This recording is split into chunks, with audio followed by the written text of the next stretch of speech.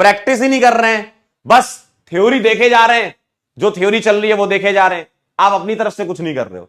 तो आपको यहां पर बाकी साइंस की सभी ब्रांच को मिला लें, उतने सवाल यहां आपको प्रैक्टिस करने पड़ेंगे। और अगर मैं आपको यह बोलूं, आपको जानकर बहुत खुशी होगी कि आपके पास ऑर्गेनिक केमिस्ट्री उतने लेवल की नहीं है। नीट में अगर देखा जाए तो जिस लेवल पे ऑर्गेनिक डरावनी है ना, वो डरावनी वाली ऑर्गेनिक नहीं है, आसान वाली ऑर्गेनिक ही आपके सिलेबस में।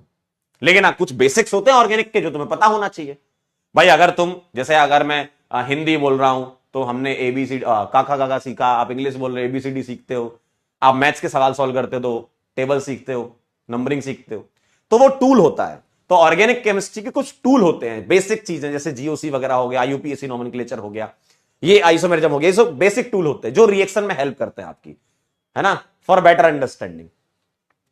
तो पहली बात, लैक ऑफ प्रैक्टिस आपके सामने जीवन में होती है, आप प्रैक्टिस की बहुत कमी होती है। दूसरा, लैक ऑफ रिवीजन।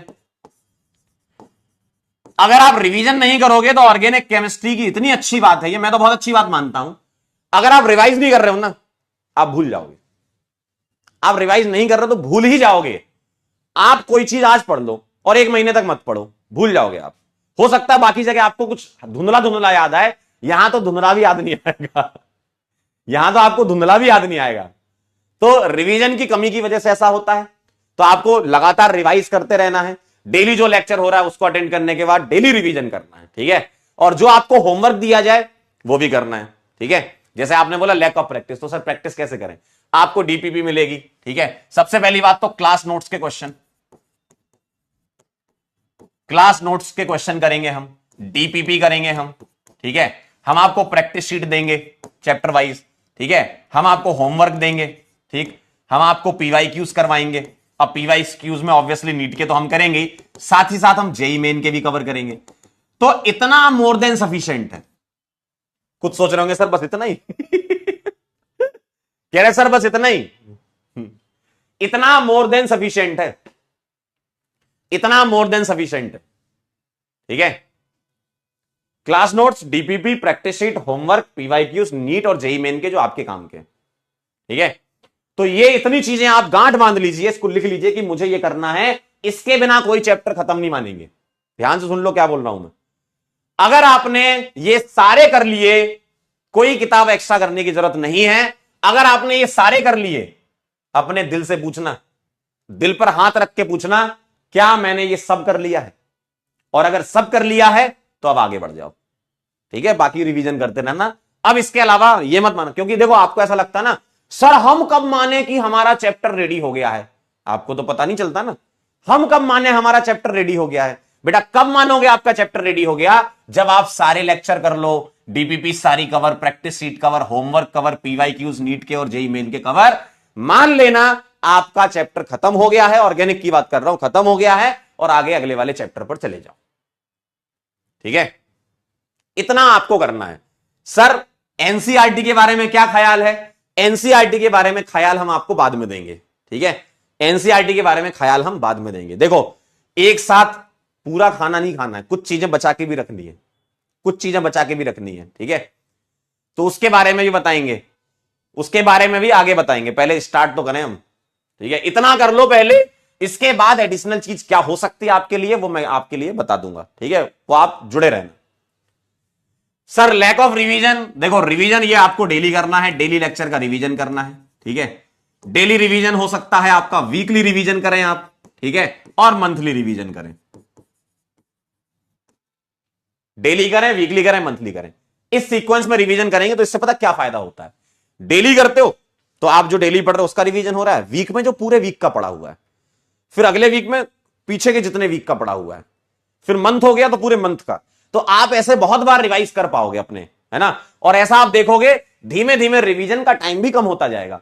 हो सकता है पहले रिवाइज करने में आपको 50 मिनट लगे, लेकिन अगर आपकी ये आदत पड़ गई ना रिवीजन करने की, तो आने वाले समय में आप 10 से 15 मिनट में भी पूरा रिवाइज कर सकते हो एक लेक्चर को, कि हाँ इसमें ये था ये था ये था, ठीक है। तीसरा कारण ऑर्गेनिक टफ होने का, नोट्स ना होना। ये भी एक कारण है कि आपके नोट्स नहीं होते। आप क्या है, हवा में पढ़ लेते हो, आपको लगता है हमको आता तो बहुत है, लेकिन जब कुछ पर्टिकुलर चीज फंस जाती है, कोई सवाल फंस जाता है या कहीं आप अटक जाते हो तो आपको पता ही नहीं रहता कहां देखना है, तो आप तुरंत गूगल यूट्यूब करने लगते हो। ये सही तरीका नहीं है, ये तो गलत है, ये सही तरीका नहीं है, ये तो गलत है। तो नोट्स आपके खुद के होने चाहिए, है ना, खुद के नोट्स। जितने बच्चे सिलेक्ट होते हैं अगर आप उनसे पूछोगे वो ये कहते हैं हमारे खुद के नोट्स थे, शॉर्ट नोट्स थे जिससे उन्होंने रिवाइज किया था। जहां भी आपको लगता है, देखो अब थोड़ा सा तो तुम्हें अपने हिसाब से चलना पड़ेगा। देखो हर एक बच्चे का लर्निंग पेस अलग अलग होता है, ठीक है, और हमारे पास बहुत वेराइटीज के बच्चे होते हैं एक बैच के अंदर।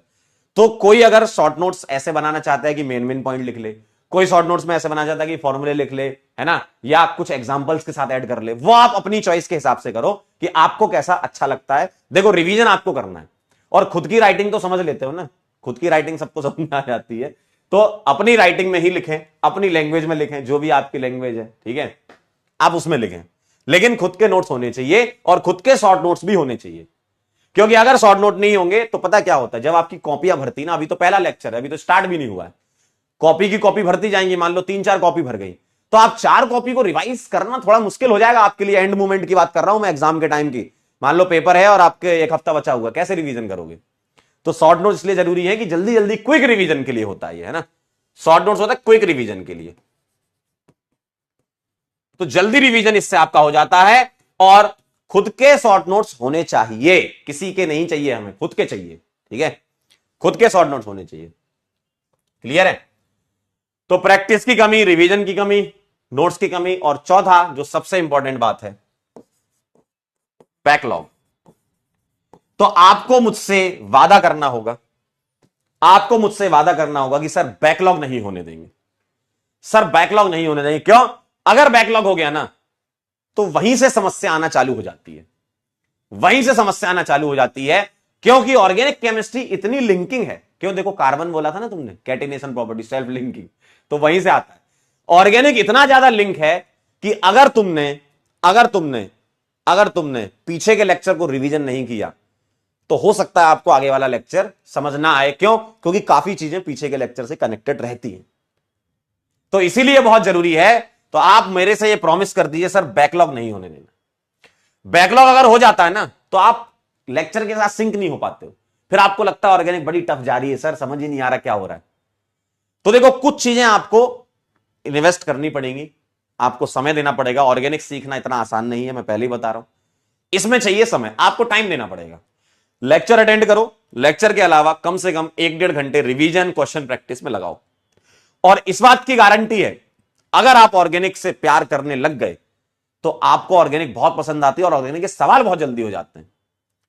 ऑर्गेनिक और इनऑर्गेनिक की भी यही खासियत है, ऑर्गेनिक इनऑर्गेनिक दोनों की यही खासियत है कि अगर आपने घर पे जितना प्रैक्टिस कर ली, जितना रिवीजन कर लिया, जितनी मेहनत कर ली, जब कभी भी पेपर होगा, टेस्ट होगा, तुम बहुत जल्दी सवाल बना लोगे।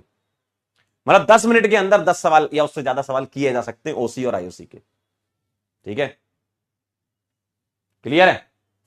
तो ये बैकलॉग आपको नहीं होने देना है। तो ये कुछ मुख्य कारण थे ऑर्गेनिक कठिन होने के। मेरा सिलेक्शन होगा, और आपकी कॉपी में सबसे ऊपर लिख लो, ये आप लिख लीजिए, पहले पेज पर ही लिख लीजिए, कवर पेज पर ही लिख लीजिए, अपने दिल पर लिख लीजिए, अपने दिमाग पर लिख लीजिए। सबसे पहले आपको अपने अंदर यह पता होना चाहिए, ठीक है, आपके अंदर कुछ पॉजिटिव एनर्जी आनी चाहिए, मेरा सिलेक्शन होगा, हम डॉक्टर बनेंगे, जी हां हम डॉक्टर बनेंगे, यह भरोसा आपको अपने अंदर होना चाहिए। अगर आपको यह भरोसा अपने अंदर है तो सारी चीजें, यूनिवर्स की बहुत ताकतें होती है, वो सारी चीजें, बोलते हैं ना सारी कायनात आपको मिलाने में लग जाती है, तो वो सब आपको मिलाने में लग जाएगी, ठीक है? तो आप ये ध्यान रखिएगा, आपका सिलेक्शन होगा। बस आपको क्या करना है? चलते रहना है, चलते रहना है, और बस चलते रहना है, रुकना कभी नहीं है, हार कभी नहीं माननी है, चलते रहना है, ठीक है?